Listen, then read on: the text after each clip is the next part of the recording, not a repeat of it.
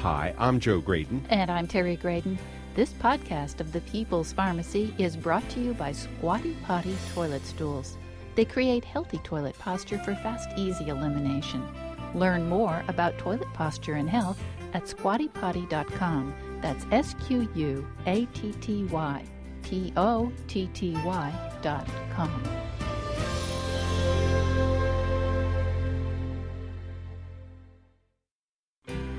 Tinnitus is described as hissing, chirping, buzzing, humming, or ringing in the ears. Is there any hope for victims? This is the People's Pharmacy with Terry and Joe Graydon.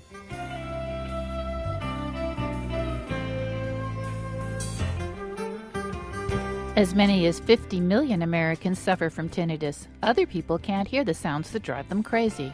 For some, the constant sound of rushing water, whirring, or chirping of crickets interferes with concentration and sleep.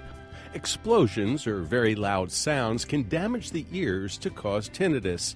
So can certain medications. Until recently, there was no good way to treat it. Now there are new approaches that can help retrain the brain to cope with ringing in the ears. Coming up on the People's Pharmacy, find out about new ways to treat tinnitus. First, this news. In the People's Pharmacy health headlines, if you've ever spent the night in a hospital bed, you know it's a terrible place to sleep. People come in to wake you up to take your temperature, pulse, and blood pressure. Investigators in Chicago point out that sleep disruption can contribute to disorientation, delirium, and elevated blood pressure. Their study of nearly 50,000 patients showed that almost half of the overnight vital signs taken were for patients at very low risk of complications. They suggest that letting those patients sleep through the night would be better for the patients and would also conserve scarce health care resources that could be better devoted to patients in trouble. Hands-free, high-tech faucets seem like a good idea because they reduce water consumption and operate without anyone touching the spigots.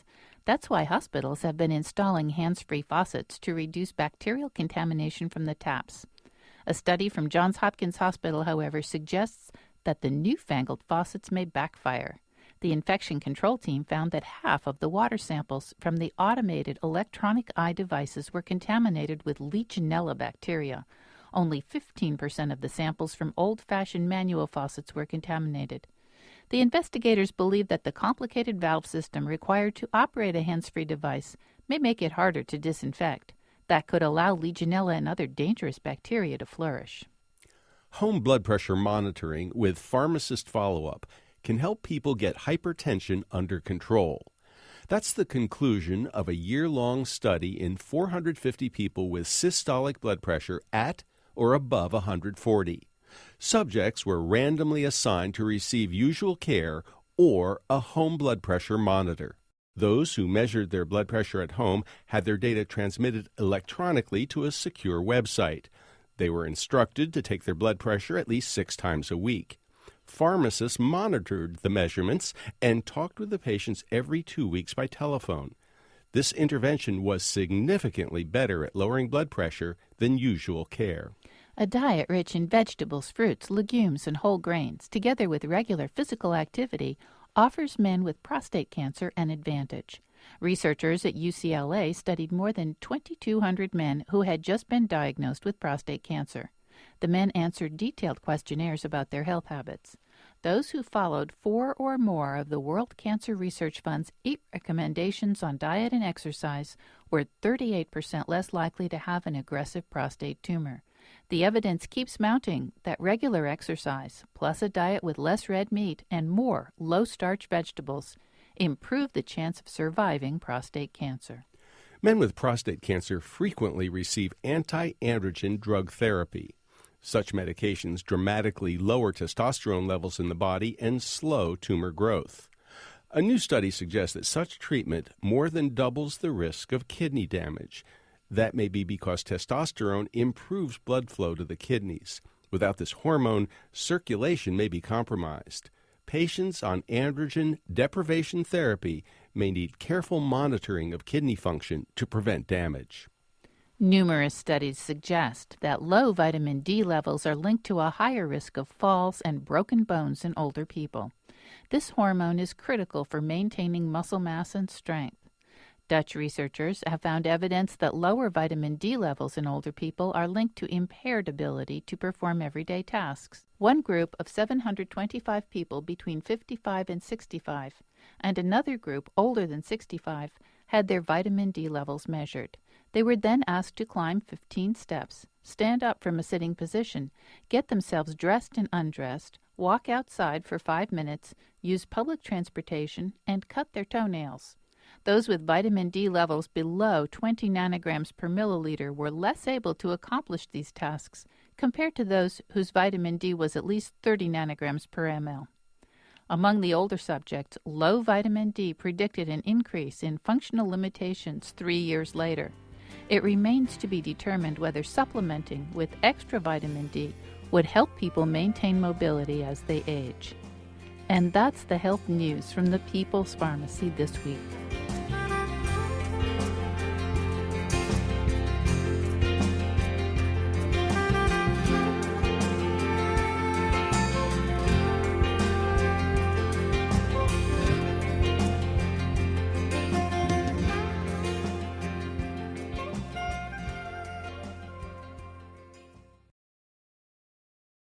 Welcome to the People's Pharmacy. I'm Terry Graydon. And I'm Joe Graydon.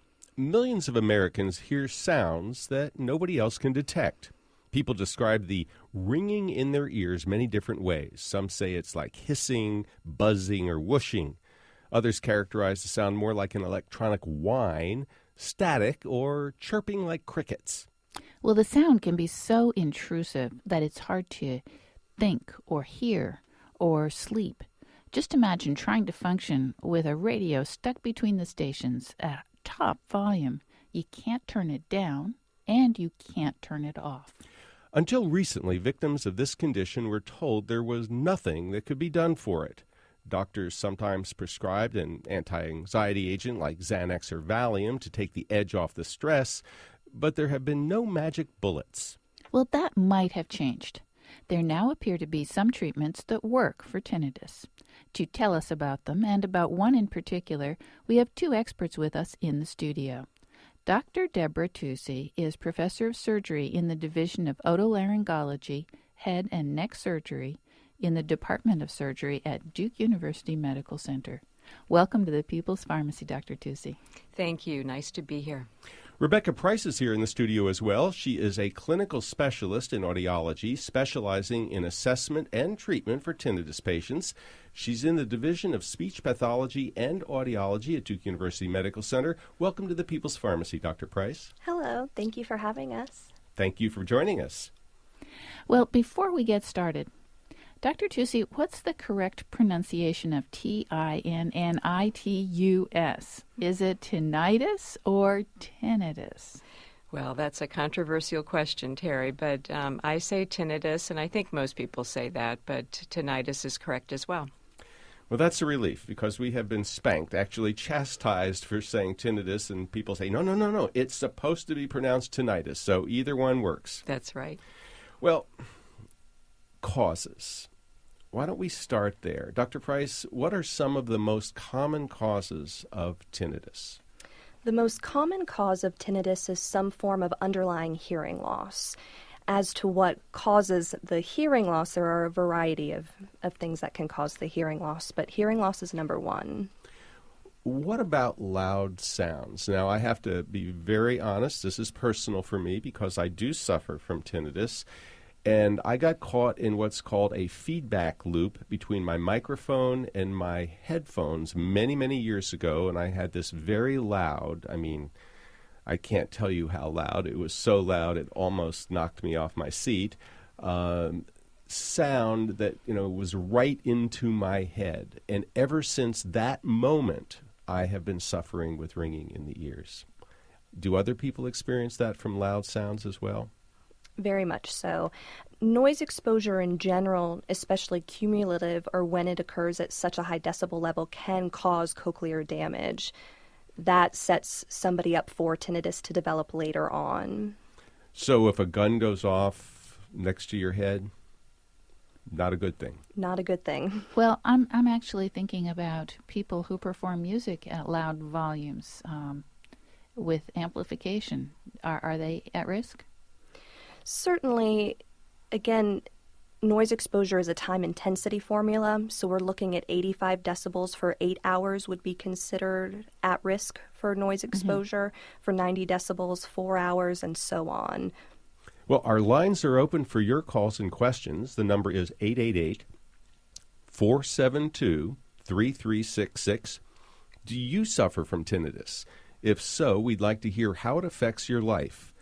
You can also reach us through email, joe@peoplespharmacy.com, or Twitter, @peoplespharmacy. That number again, if you suffer from tinnitus and would like to describe your situation, or if you've got a question for our guests, the number 888-472-3366. Dr. Tusi, what about drugs? We've heard that some drugs are at the root of tinnitus. Which ones would those be? There are some anti-inflammatory drugs in particular that are thought to be associated with tinnitus. Salicylates, aspirin for sure will cause it in high doses. And the nonsteroidal anti-inflammatory drugs such as ibuprofen are thought to contribute as well. In my experience, if those drugs are stopped, then the tinnitus should abate. Well, actually, here is a comment from B. She says, I took naproxen, 500 milligrams, twice a day for a disc problem in my lumbar spine. Instead of helping with the pain, I've now got a problem with my ears ringing. Can't hear the sirens from police cars. Yikes. It sounds like not only does she have tinnitus, but she also has hearing loss. That's correct. Does that happen too sometimes with these drugs? No, these drugs are not supposed to cause long-term hearing loss. They can exacerbate tinnitus. I have had some patients who stated that their tinnitus began when they started to take the drugs, and when they stopped them, it didn't go away.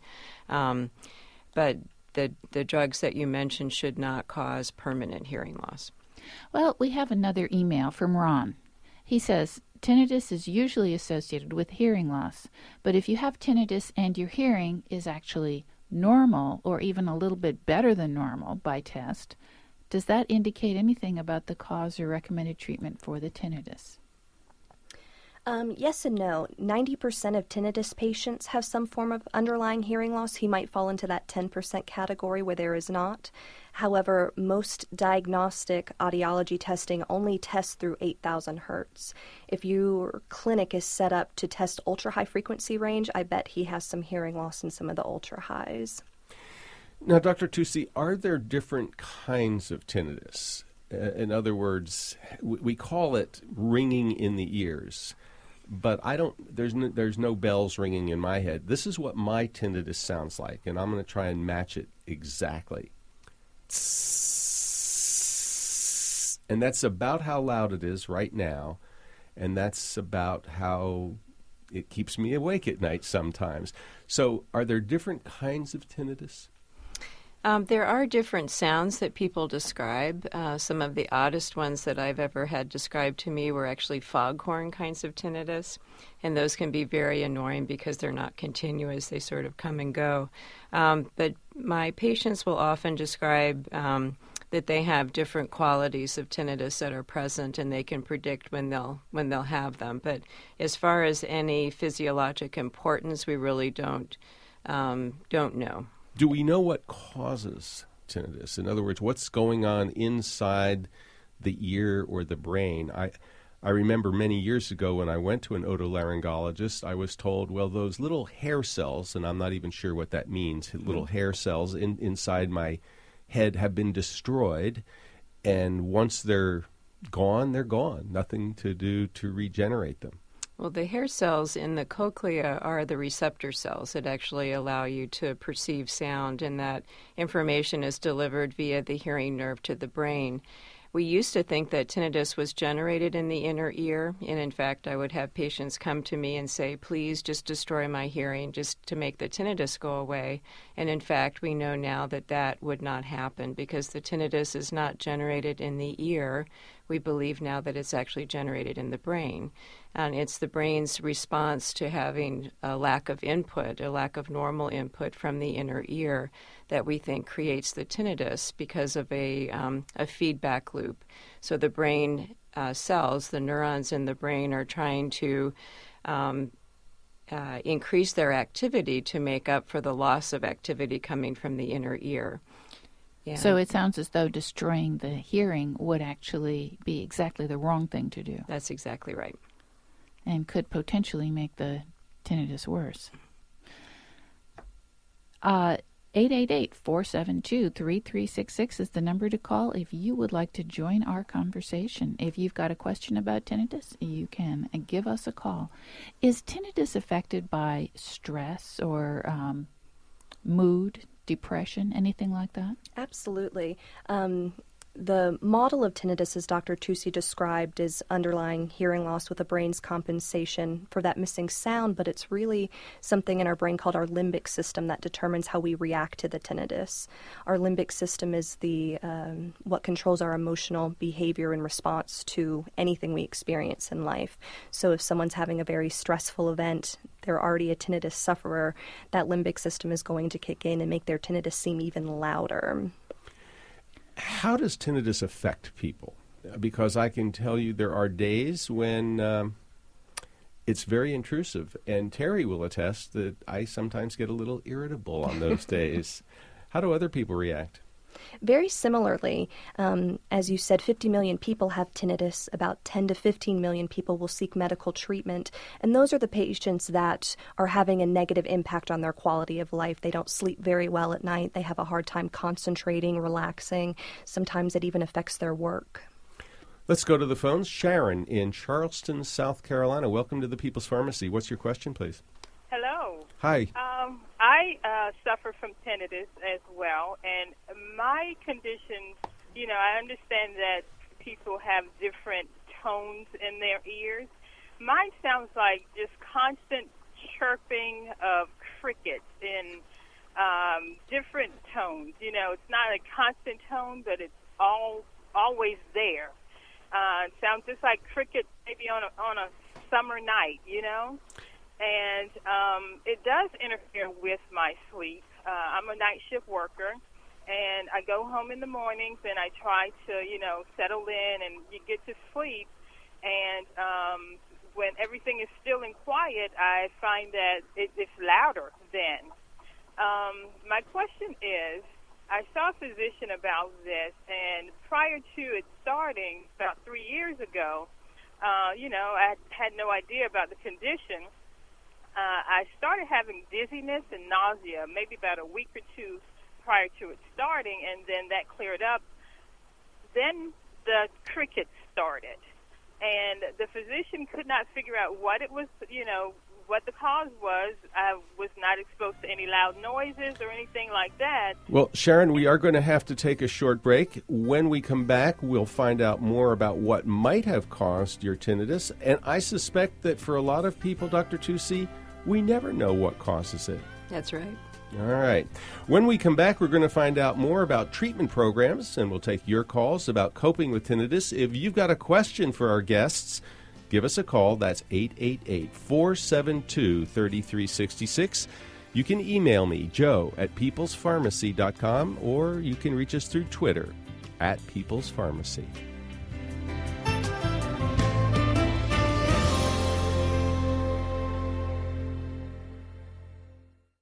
You're listening to the People's Pharmacy with Joe and Terry.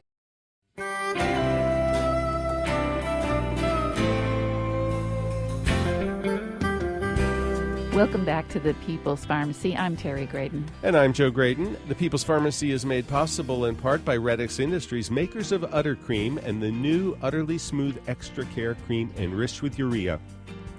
It will moisturize dry, cracked skin. The number's 800-345-7339. The website, uttercream.com. And by Car Drug, providing pharmacy and related healthcare services in more than 90 locations throughout North Carolina, including pharmacists in every store, providing advice on medicines, health screenings, and immunizations. Car Drug for a healthy relationship. Online at kerrdrug.com.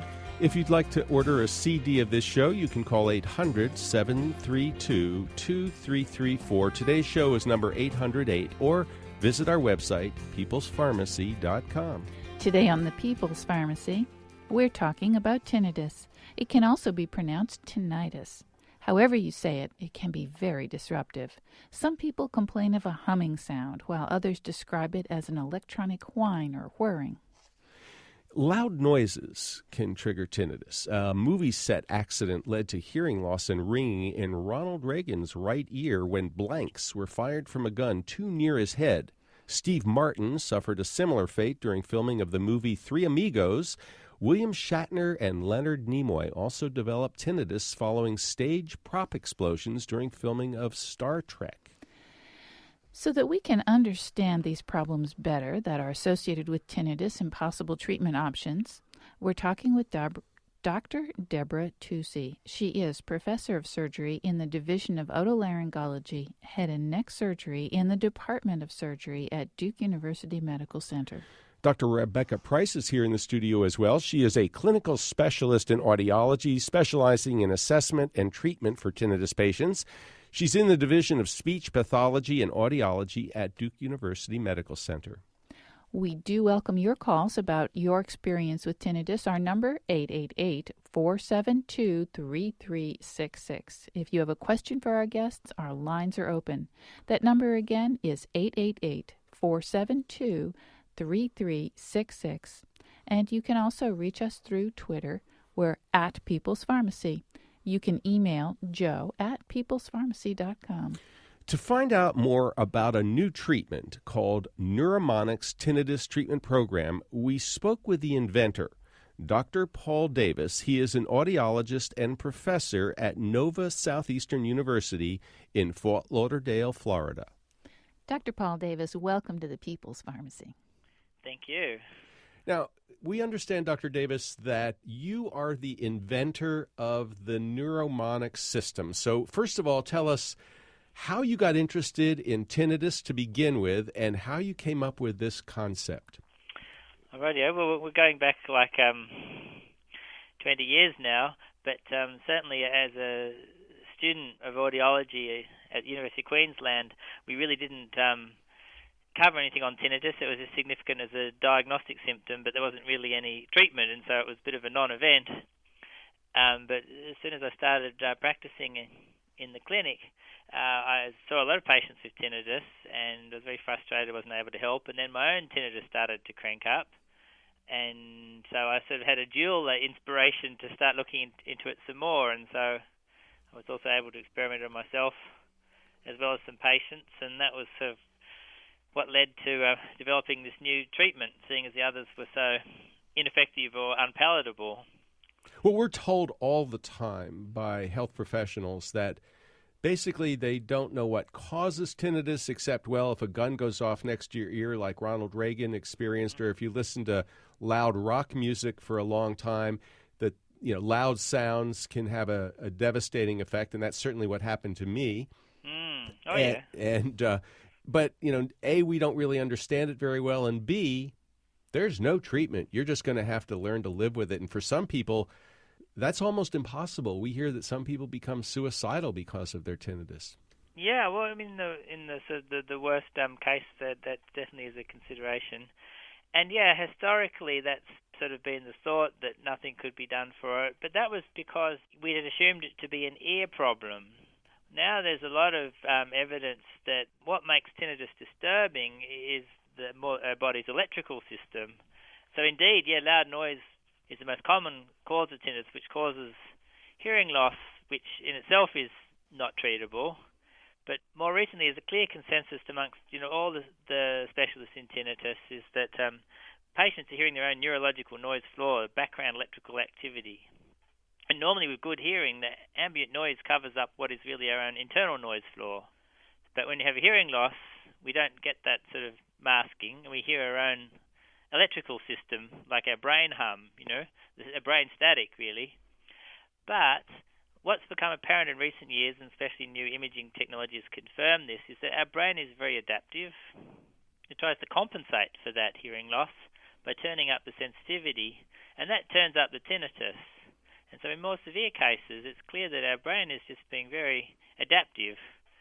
And by trying to tune in, it's turning up their own internal noise floor. And now we can explain why often we can have very decreased sound tolerance with tinnitus patients because the sensitivity is turned up high. So while we usually can't fix the hearing loss, these days there's various treatments involving sound to help wind back that oversensitivity.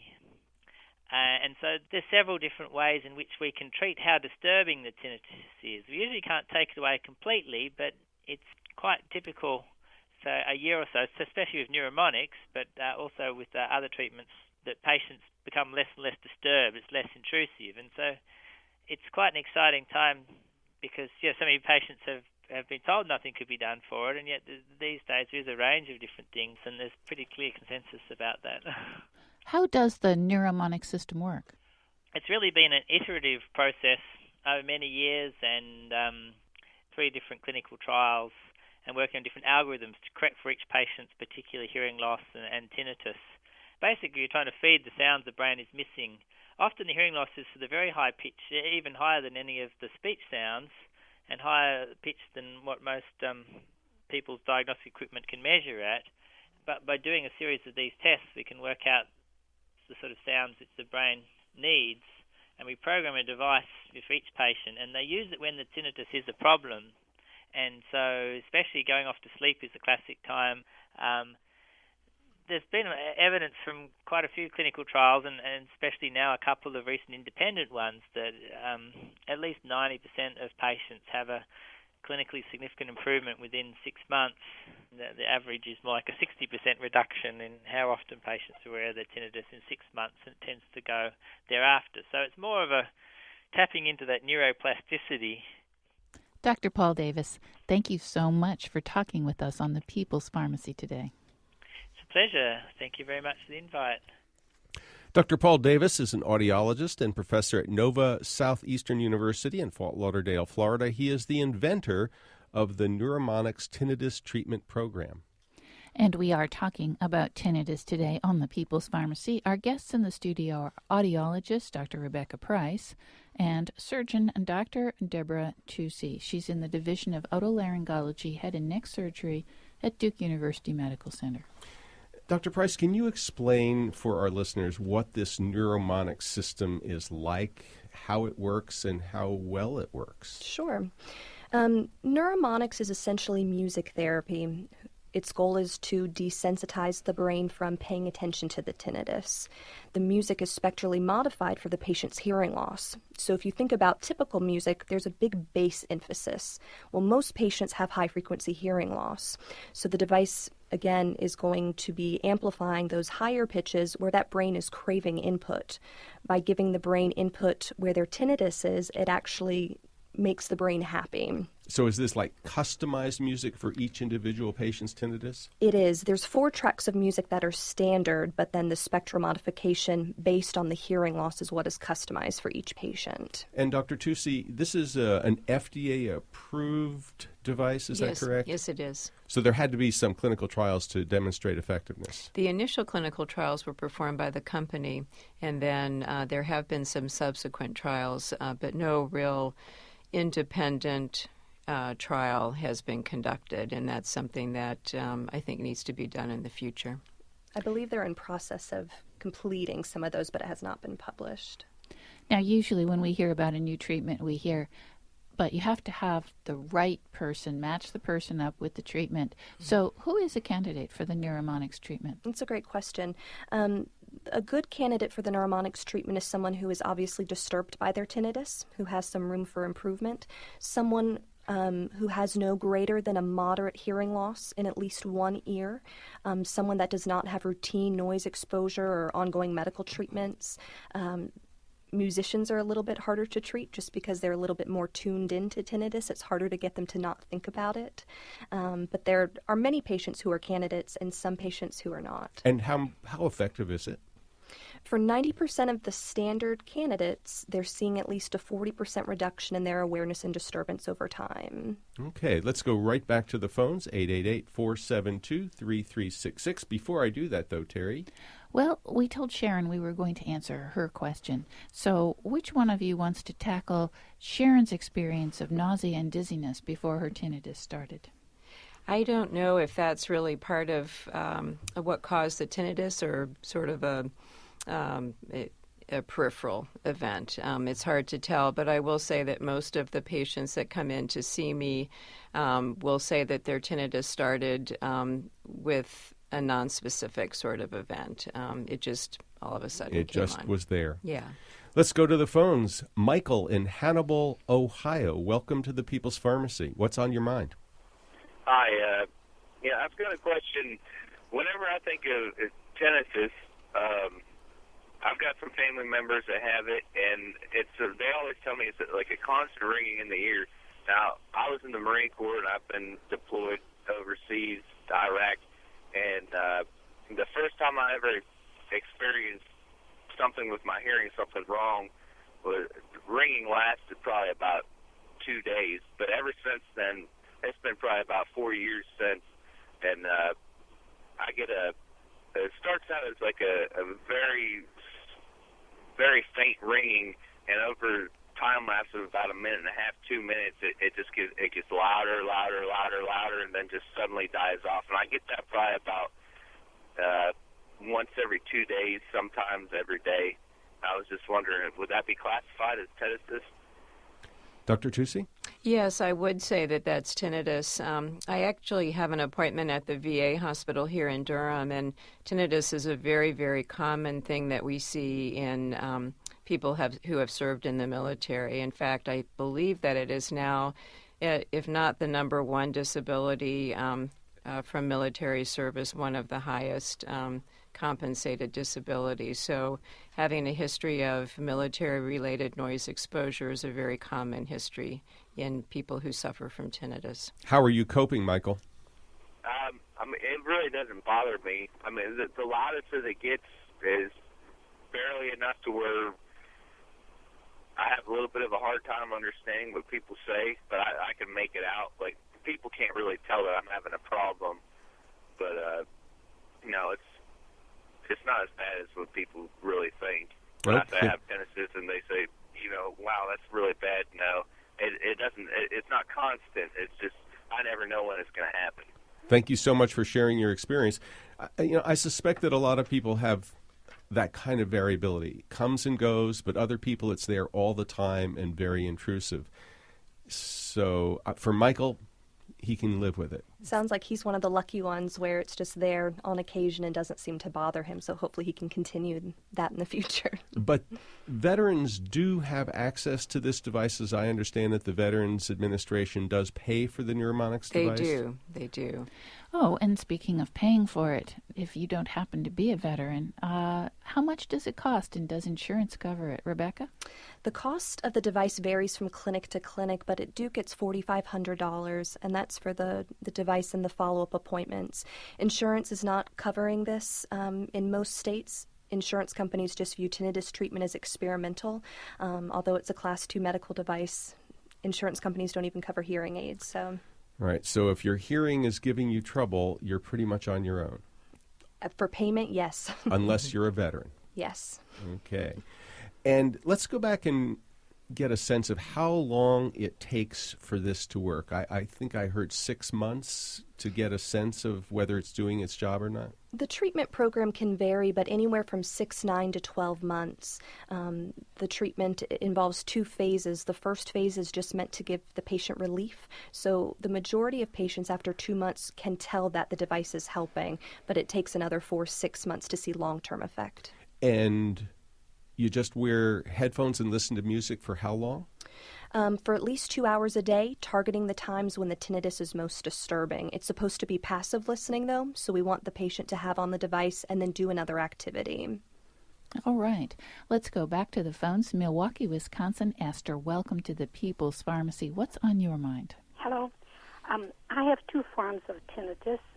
I've been hearing my pulse since 1993, In about 2005, I started getting noises in my head when I moved my eyes to the left or the right, and that one nobody knows anything about. I'm not sure that's tinnitus, but it is something. Dr. Tusi? That would be hard to diagnose with this much limited information. It is not conventional tinnitus. You know, There is something that is associated with hearing a noise when you move your eyes, and it's got a fancy medical term that I'm not able to pull out right now. Dr. Tusi, does this ring any bells for you? Do you have any dizziness at all? Yes, I'm pretty much dizzy all the time. I did read something I call fluctuating tinnitus, which is the post-traumatic facial nerve syncus to the stapedius muscle. You know what, Esther? I am going to ask you to stay on the line, and I'm going to have our producer get your email address. There is a condition. It is very rare. It is very unusual, but it must not be ignored. When people hear their eyes move, that's disconcerting, okay? And we're going to try and find out what's going on. This is not typical tinnitus. Everybody would agree. All right, so we're putting you on hold. Terry, would you do that, please? And Lynn, would you be sure to get Esther's email address so we can be in touch with her? That's something that concerns us. Let's go to Dallas, Texas. Jan, welcome to the People's Pharmacy. What's on your mind? Hello. I have periodic tinnitus, and mine's just the normal, loud, kind of a whining pitch that seems to go off in one ear or the other. And I'm curious as to whether it's something that gets worse as you get older, or if some of the medications I'm on might be causing it, because I am on a number of different medications. Well, let's find out what they are, Jan. Go ahead, please. Oh, the medications? Uh-huh. Yes. I'm on Parnate and Lisinopril and Xanax and Allegra and some thyroid medication, Arthrotec. That's it. I was going to say now. There's the About Arthrotec. 13 The medications. Arthrotec is the one that rings a bell for me. Dr. Tusi, do any of those medicines sound suspicious to you? If there is too high a level of thyroid hormone, that can cause tinnitus. But I assume that this is under good regulation, so probably the Arthrotec would be the only one on that list that I would be suspicious of. Well, we need to take a short break. When we come back, more about tinnitus, and you can join the conversation. 888-472-3366. You're listening to the People's Pharmacy with Joe and Terry Graydon.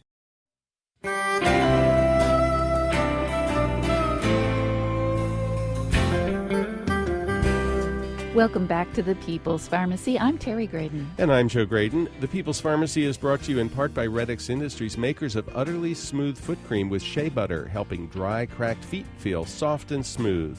The number's 800-345-7339. The website is uttercream.com. And by Car Drug, providing pharmacy and related healthcare services in more than 90 locations throughout North Carolina, including pharmacists in every store providing advice on medicines, health screenings, and immunizations. Car Drug for a healthy relationship online at kerrdrug.com. To order a CD of today's show or any People's Pharmacy broadcast, you can call 800-732-2334. Today's show is number 808, or you can find it on our website. It's peoplespharmacy.com. Today on the People's Pharmacy, the topic is tinnitus. If you have a story to share or a question for our guests, you can call 888-472-3366, or you can send email joe@peoplespharmacy.com. Dr. Rebecca Price is a clinical specialist in audiology, specializing in assessment and treatment for tinnitus patients. She's in the Division of Speech Pathology and Audiology at Duke University Medical Center. Dr. Deborah Tusi is professor of surgery in the Division of Otolaryngology, head and neck surgery in the Department of Surgery at Duke University Medical Center. And age. Jan asked not only about medications, but also about age. Does it get worse as we grow older? I don't really see that. Most people will have a flare-up of tinnitus, and then it tends to habituate and get better with time. And what about if you get tinnitus in just one ear versus the other ear or both ear? How does that work? People who have unilateral tinnitus or tinnitus in one ear should be checked by a medical specialist. There is a very rare condition of benign tumors that can cause hearing loss and tinnitus in one ear. These are called acoustic neuromas, or more appropriately, vestibular schwannomas. So there needs to be an assessment to make sure that that's not part of the problem. So if it's in one ear, see an ear, nose, and throat specialist. That's correct. Otolaryngologist or an audiologist. We can get you in the right direction. Excellent. 888-472-3366 is our number. We go to Meisenheimer, North Carolina. Anne, welcome to the People's Pharmacy. Please tell us your story. Hi. Actually, it's my brother's story. He was living out in San Francisco and had a fall from a tree, compound fractured his ankle, and kind of lost his apartment, was living on the street, living in the back of his truck, and in the middle of this developed tinnitus, and very, very loud tinnitus. And went to a doctor out in San Francisco, and this was about 8 years ago, and they basically told him there was nothing they could do, that he might become suicidal, which is not something you necessarily want to tell a patient. But so my brother, of course, promptly went out and tried to kill himself. And somehow he got rescued, and I went out to San Francisco and got him and brought him back to North Carolina. And I tried to get him some help here, and there was nobody here that could help him. And so then he ended up in South Carolina with my mom in her house, and it's just such a long story. But at any rate, so he's kind of been in and out homeless for the last probably 3 years. I kind of have him living with a friend in an apartment now, but he's seen various doctors over all of this time, and he probably has at this point some mental illness involved with his tinnitus. So, well, it sounds like it's a really terrible situation, and I guess the idea that someone might actually consider suicide because of tinnitus, Dr. Tusi, Dr. Price, have you ever heard of such a thing? Yes. Very much so. I would say it's rare if a patient has said that the thought hasn't crossed their mind. I think most people don't appreciate what someone is going through when they have this experience because it's not obvious. No one else can hear it. But what you're saying is it can be emotionally devastating. Again, that huge limbic system component, that the underlying anxiety and depression that can develop can really cause the tinnitus to be very loud and very difficult to deal with. Many of our patients will see a psychologist for cognitive behavioral therapy that helps deal with the way we react to it. That's such an important part of treating tinnitus. Sound-based therapy certainly helps, but there, again, that huge psychological component absolutely has to be addressed. We have another email, an email from Becky that I think may go to some of the same issues that Anne's brother was dealing with. She says, about 2 months ago, I developed noise in both ears that sounds like being near electrical power lines. I saw an ENT doctor and was diagnosed with tinnitus. The doctor said there is nothing that can help with this, and one just learns to live with it. My question is, do you know of a remedy for this? Well, we have talked about one remedy. We're going to ask you about some others. But I think the message that there's nothing we can do to help you, just suck it up, is a very discouraging message. It is. It's the wrong message to give because I think that there's actually a lot that we can do. I think what people hear is that there's no pill, there's no magic bullet that we can give you that will make it go away. It does take some effort, but we have different avenues of treatment. And when I see somebody who has very disturbing tinnitus, we always talk about what some of those components of a treatment program might be. One might be to decrease caffeine intake because caffeine can certainly exacerbate tinnitus. We go over medications to make sure that the person is not taking medications that can exacerbate tinnitus. We talk about sound-based therapies in general. So if somebody is having a problem getting to sleep at night, we talk about use of sound machines or other maskers that can help to mask the tinnitus that will improve it to the extent that they can get to sleep. I always talk about Rebecca's program and encourage them to see her for measurement of their tinnitus, for counseling about their tinnitus, and the sound-based therapies that she can offer, which include the neuromonics as well as other less expensive and less involved kinds of treatments. And then we have other treatment programs, as she mentioned, including cognitive behavioral therapy. And I also work with colleagues at the Duke Center for Integrative Medicine, and they have mindfulness therapies, hypnosis, acupuncture, other kinds of therapies, which taken as a whole help many patients. Well, it sounds like an integrative approach is really necessary. Absolutely. I think, again, there's no one right way to treat tinnitus. I think it has to be multidisciplinary. But saying there's nothing we can do, suck it up, that's wrong. That's wrong. Just plain out wrong. Now, we've heard that some newer types of hearing aids can be helpful. Is that true? That is. In general, about 60% of hearing aid patients will say they get a little bit of relief from their tinnitus, and that's simply because a hearing aid is amplifying the sound that they're not used to hearing and can actually mask their tinnitus. Some newer tinnitus devices actually have, or hearing aid devices have a tinnitus program where there's a little bit of masking embedded in the hearing aid, and that helps to give the patient relief. Now, here's an email from Jack. He says, "Are noise-canceling headsets commonly used in cabins of small aircraft actually protecting our hearing as they think they will?" I don't necessarily... It's canceling out ambient noise, so it might attenuate some loud sounds. I'm not sure exactly what that attenuation level would be, though. Speaking of protecting our hearing, I mean, if you're a firefighter, if you're a police officer, if you work in emergency medicine, there are a lot of occupations where you're exposed to very loud sounds. Heck, you could be a gardener using a blower to blow leaves. That's loud. I'm going to assume that protecting your hearing is very, very important, not just to keep your hearing, but also to reduce the risk of developing tinnitus at some point in your life. So how should we be doing that? Dr. Tusi? Absolutely. It's essential that we protect our hearing as much as possible. And what I worry about are young people. There have been some recent publications about adolescents who have more hearing loss than you would expect. And we think that this may be due to listening to the personal music devices at loud levels because the output level of those is not controlled. We also do counseling on ear protection.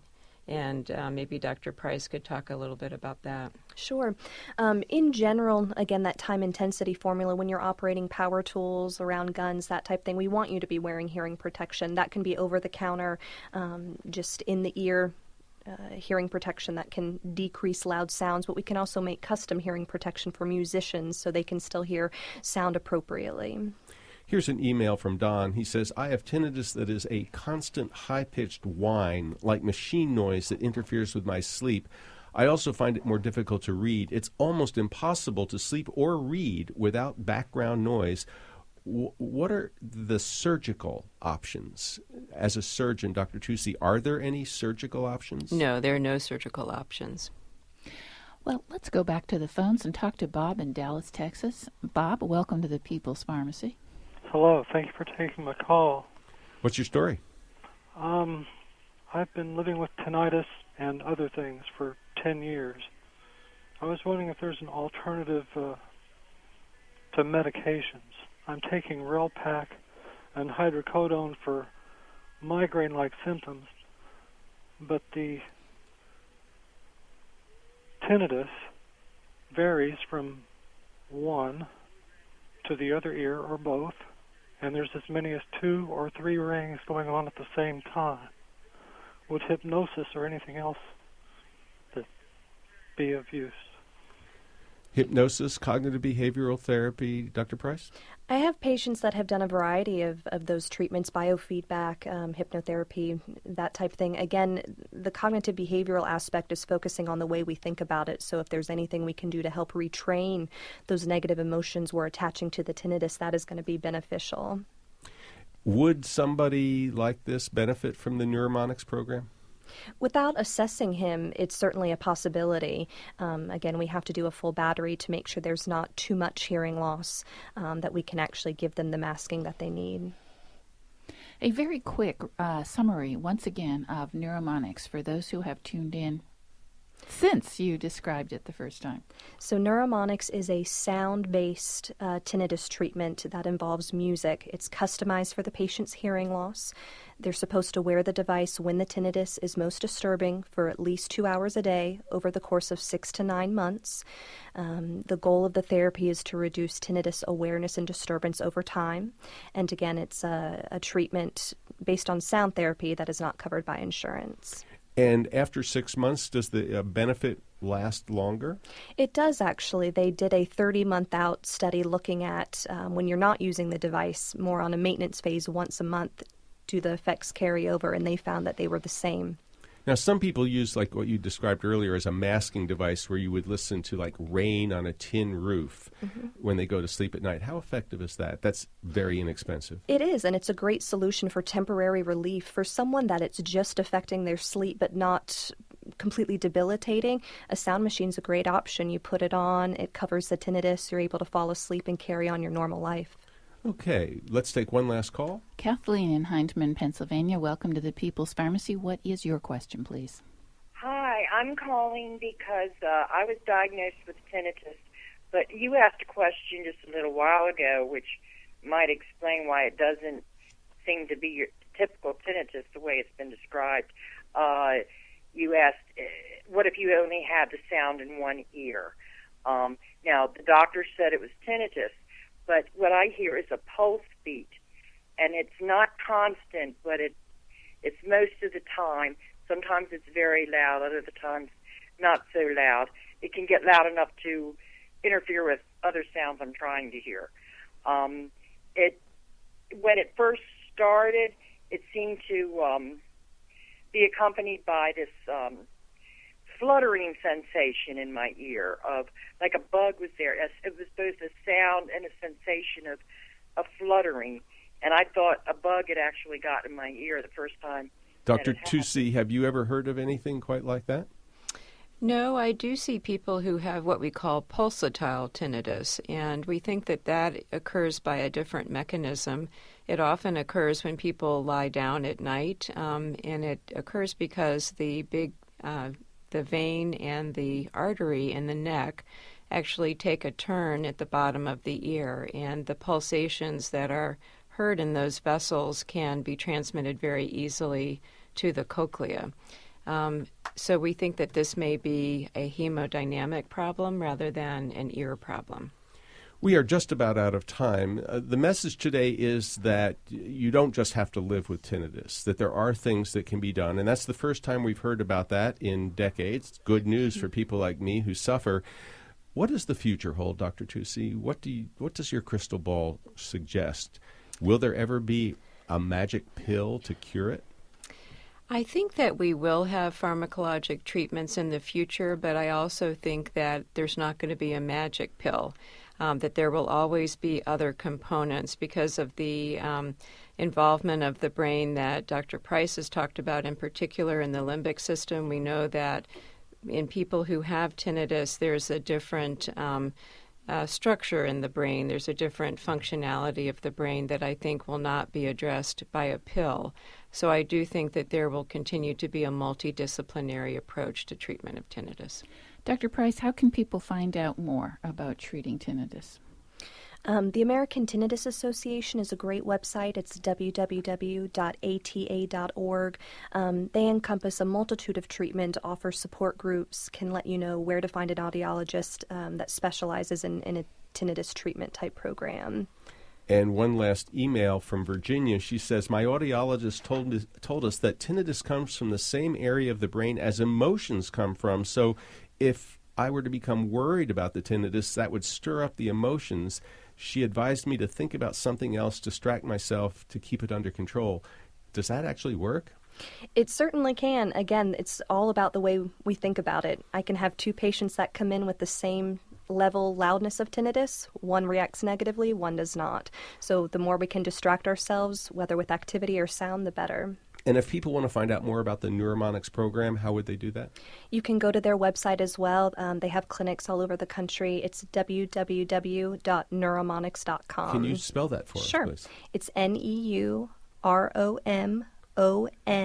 Okay, well, that's all the time we have. Thank you so much for listening to the People's Pharmacy, and thanks to our guest. Dr. Deborah Tusi is Professor of Surgery in the Division of Otolaryngology, Head and Neck Surgery in the Department of Surgery at Duke University Medical Center.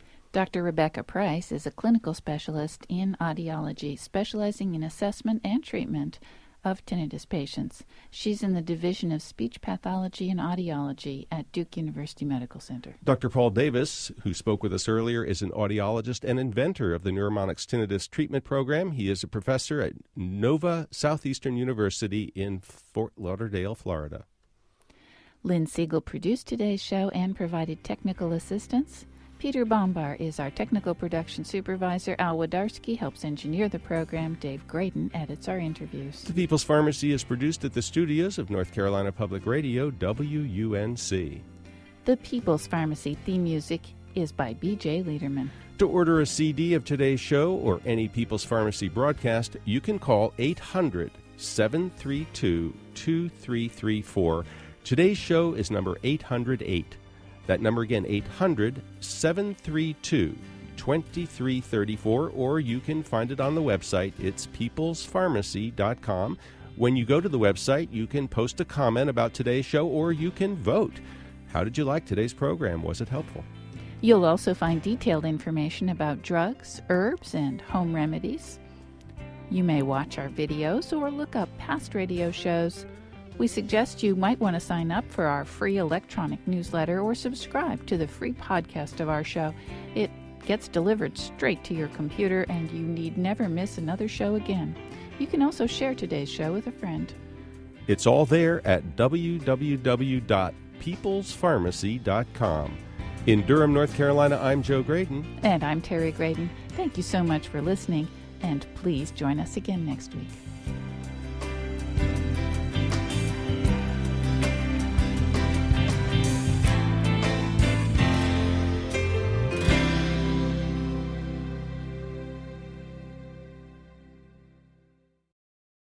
We hope you enjoyed this podcast. If so, please consider taking a minute to write a review on iTunes. And thanks for listening to the People's Pharmacy.